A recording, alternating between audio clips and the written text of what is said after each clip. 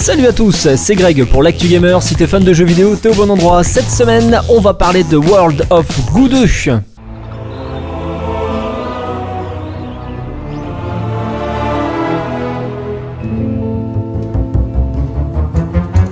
Déjà 15 ans que 2D Boy a englué nos machines et nos méninges avec son puzzle game historique World of Goo. Quelques boules de gelée conscientes doivent s'accrocher les unes aux autres pour former des structures, des ponts, des tours et aider leurs congénères à traverser de redoutables pièges. Avec le moins de gâchis possible évidemment, le pré-show des Games Awards 2023 a livré une heureuse surprise l'année dernière avec une première bonne annonce pour le comeback inespéré.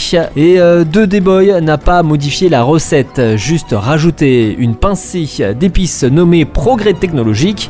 Les premières images dévoilent des puzzles plus retors, exploitant gaiement la physique des fluides, très réactifs ça on peut le dire, déplaçant de la gelée noirâtre ou des coulées de lave au rythme des reliefs. L'esthétique a subi un joli lifting de circonstances rappelant lointainement le joli The End is Night d'Edmund McMillan. World of Goo 2 sortira donc sur PC et Nintendo Switch le 23 mai prochain.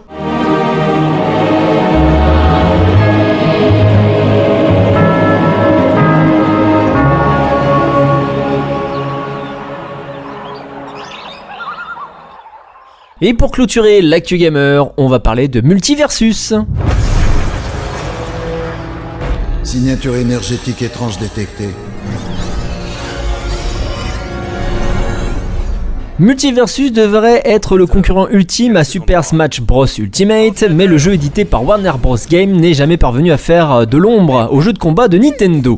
Sorti au cours de l'été 2022, ce brawler se voit forcé de fermer ses serveurs en mars 2023 malgré sa gratuité. Bah oui, il était en free-to-play. Ainsi, de nombreuses qualités, notamment avec différents tests qu'on peut retrouver sur internet. Alors toutefois, Warner Bros Games n'a pas complètement abandonné son alternative gratuite à Super Smash Bros Ultimate, puisqu'en effet, Multiversus prépare son comeback ce mois-ci avec pour partenaire de prestige le géant de la restauration rapide, vous l'aurez deviné, McDonald's. Cette collaboration n'est pas sans conséquences pour le jeu développé par Player First Game. Plusieurs personnages passent par la case relooking et notamment la censure.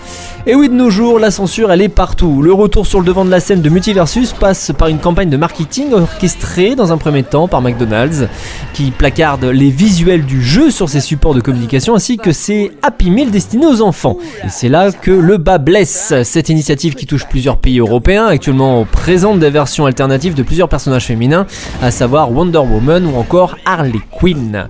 C'est par l'intermédiaire de l'insider donc MVS Leaks sur X, anciennement Twitter, que nous avons pu découvrir les nouveaux chara design de 3 personnages cherchant à effacer le côté sexy de ces dernières. Les cuisses et le ventre d'Harley Quinn sont désormais couverts, tandis que l'armure et le bouclier de Wonder Woman cachent ses jambes et sa poitrine. Alors aucune information n'a été communiquée quant à la présence de ces nouveaux costumes dans le Multiversus ou s'ils remplaceront tout simplement les précédents. En rappel, Multiversus est un jeu de combat inspiré de Super Smash Bros et développé par Warner Bros Games, incarné des combattants issus d'univers mondialement connus tels que Sammy ou Tom et Jerry ou encore Ricky et Morty, Superman, Batman et bien d'autres, et écraser vos adversaires avec vos compétences loufoques. Je ne sais pas ce qui se passe ici, mais on dirait une mission pour Superman.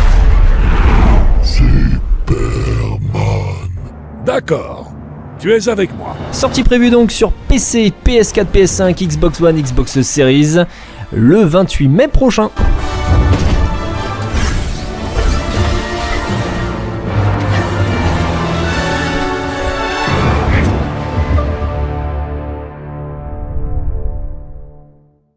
C'était Greg pour l'Actu Gamer, bon game et à la semaine prochaine.